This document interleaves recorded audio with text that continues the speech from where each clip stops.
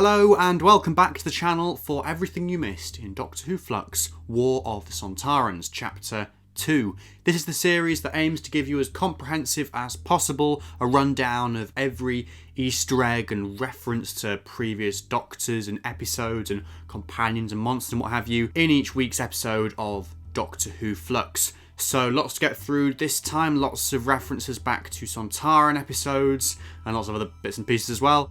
So without further ado, let's get straight into it with the first thing we hear in this episode, which is the TARDIS Cloister Bell, which rings to indicate that the ship is in danger and was first heard in Legopolis in 1981. It was also heard last week when the TARDIS came up against the Flux, which I forgot to mention in my previous Everything You Missed video, so apologies for that. Just like the two Doctors, which incidentally also featured Sontarans, and also the Day of the Doctor, War of the Sontarans begins in black and white, with the sequence of the Doctor in front of a haunted house. Some have suggested that this house could be Lungbarrow, the Doctor's ancestral home introduced in the 1997 Virgin New Adventures novel Lungbarrow. Mary Seacole's refusal to believe that the Doctor is a Doctor, because Doctor is a man's term, is yet another example of the 13th Doctor finding herself up against the sexist attitudes of the past. We saw this most explicitly in The Witchfinders, when she was accused of being a witch. In a similar vein, she had to bite her tongue in Spyfall Part 2, when Charles Babbage remarked of the Silver Lady that, like all great ladies, she's as much for decoration as for purpose, and also had to put up with being called Mrs. Doctor by the inhabitants of Villa Diodati in The Haunting of Villa Diodati. There are further Witchfinder echoes later in the episode, when the Doctor is left with no choice but to surrender to General Logan, who condescendingly refers to her as Doctress, to which Commander Skark gloats, "You speak for no one, Doctor, not even your pitiful self." Of course, things come good in the end, but not without a cost, namely Logan blowing up the Sontaran ships just as they're about to take off. There are, of course, parallels to be drawn here with scenes from other eras, where the Doctor's peaceful methods are undermined by an all-guns-blazing authority figure, most notably the Brigadier in the Silurians and Harriet Jones in the Christmas Invasion. But once again, this reminded me most of all of the Witchfinders, specifically the steely look the Doctor gives King James at the episode's end, after he ignores her plea and runs at the Morax Queen with a burning torch. The line, "Men like you make me wonder why I bother with humanity," could just as easily apply to James as it does to Logan. The voice for the mysterious priest triangle was provided by Nigel Lambert, credited here as Nigel Richard Lambert. Lambert previously played Hardin in The Leisure Hive and has voiced multiple characters for Big Finish. This isn't the first time that Yaz has been separated from the Doctor. In fact, it last happened just 3 episodes ago at the end of The Timeless Children. So it's no surprise that she makes the Doctor promise to find her when they're separated again here. The Doctor's instruction to Yaz to stay calm, and her insistence that "I will find you," gave me flashbacks to a very similar remark she made in Revolution of the Daleks. "You're gonna have to trust me on this, Yaz. When have I ever let you down before?"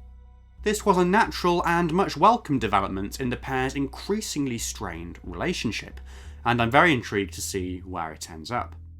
It was disconcerting to see a TARDIS with no doors, but this isn't the first time the ship's exterior has been compromised. Most notably, the TARDIS reverted to a standard police box in Father's Day, and became much smaller on the outside in Legopolis, and then again in Flatline. When he asserts that "this is our planet, these are our docks," Dan is basically just reeling off another one of his "these define us, these make Liverpool" speeches, such as the one given in his introductory scene. Yaz's handwritten note to self, WWTDD, what would the Doctor do, continues the running thread of her increasingly modelling herself on the Doctor. We've seen this most prominently in episodes like Praxius, Ascension of the Cybermen, and Revolution of the Daleks, when she's acted as a surrogate for the Doctor, by spending extra time investigating strange goings-on in Hong Kong with companion of her own Gabriella by her side, boosting morale and putting her first foot forward upon finding herself part of a Cybermen resistance group, and working tirelessly in an admirable yet ultimately futile attempt to locate the Doctor after being separated from her on Gallifrey. Once again, I'm intrigued to see how this is developed, and whether we end up with another Clara scenario on our hands, or something a bit different. Upon checking a map, the Doctor finds, to her horror, that Russia and China have been completely replaced by Sontar. But this isn't the first time we've seen an alternate Russia in the show, and not even the first time in the Whittaker/Chibnall era. I am of course referring to the one possible future glimpsed in Orphan 55, in which Siberia had become a desolate, ravaged landscape inhabited by the dregs of humanity. And now for a whistle-stop tour of references back to previous Sontaran episodes. Firstly, the unmasked Sontarans in this story, Commander Ritskor, Commander Skark and Svild, were all played by seasoned Sontaran actors, both of whom also appeared in last week's cameo scene. Having made his debut as Ritskor in the Halloween Apocalypse, Jonathan Watson played him once again here in the present-day Liverpool scenes, and also Skark in the Crimean War scenes. Svild, meanwhile, was played by Dan Starkey, a man who has played more Sontarans than anyone else, specifically Skor, Scree, Jast, Strax, and Kragar. Skark and Svild both used the catchphrase "human scum," which was originated by Strax in the minisode Vastra Investigates, and also in the corresponding Christmas special, The Snowmen. This isn't the only thing Svild had in common with Strax. Both are disgraced Sontarans, though the punishment given to Strax, being forced to serve as a nurse, is much tamer than that dished out to Svild: immediate execution. The episode added a new phrase to Sontaran vocabulary, Sontar Ho, a downbeat variation of the battle cry Sontar Ha, which was first used in Sontaran comeback story The Sontaran Stratagem. This was also the first story in which the Sontarans' heads were likened to potatoes, a parallel drawn once again here by Dan. And would it even be a Sontaran story without a reference to the probic vent? Located at the back of the neck, to quote Eileen, who is in turn inadvertently quoting Donna from The Poison Sky, the probic vent is both a Sontaran's charging port, so to speak, and its weak spot. It's been part of Sontaran lore ever since the very first Sontaran story, The Time Warrior in 1973, in which an arrow fired at Commander LINX's probic vent was the cause of his demise. Perhaps most iconically, Donna took out Sontaran with a blow to the probic vent from the TARDIS mallet in The Poison Sky. In War of the Sontarans, a cannonball in Svild's back, presumably in his probic vent, is what renders him unconscious, thus allowing him to be taken prisoner by the British Army.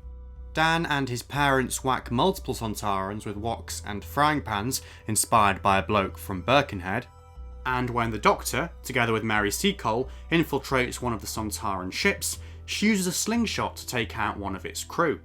War of the Sontarans is the first story in which the Sontarans' probic vents are sabotaged on a mass scale, and in which they are integral to their ultimate defeat.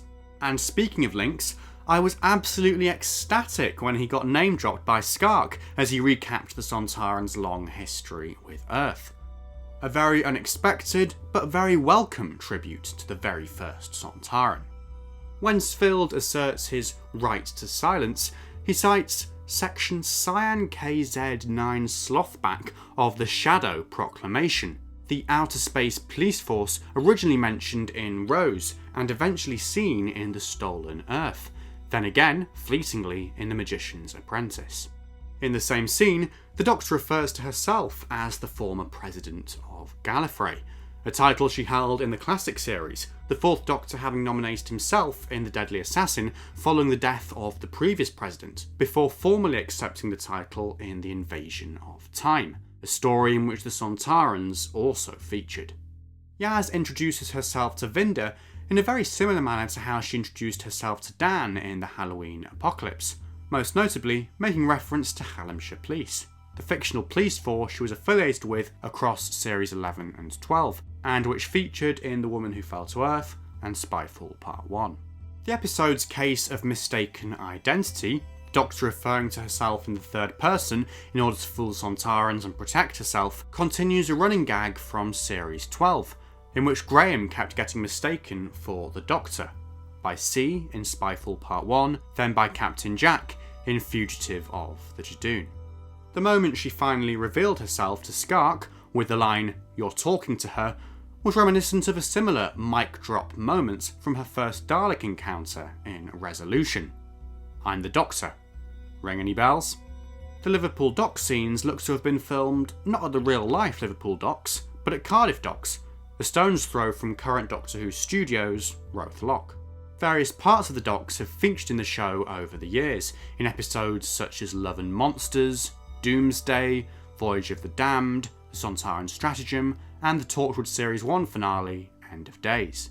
The Doctor deploys Venusian Aikido on the soldier tasked with guarding her, just as she did to Epso in The Ghost Monument and Java Slade in Kablam, and many years before that on multiple occasions in her third incarnation. The 12th Doctor was also a fan of Venusian Aikido, practicing it twice on screen, in Robot of Sherwood and World Enough and Time. And finally, we would appear to have yet another vlogging companion in the TARDIS, and another Chibnall-era vlogging companion, no less. Yes, Dan gave Ryan a run for his money by vlogging every step of his Sontaran ship infiltration. Makes you wonder if they'll ever collab. So that is every Easter egg that I could find in War of the Sontarans, but there's no doubt stuff that I've accidentally missed out, so if there are any omissions, anything I've missed, please do let me know in the comments. Please also like the video if you enjoyed it, and subscribe if you're new to the channel for more Doctor Who Flux related content. But otherwise, thank you so much for watching, and goodbye for now.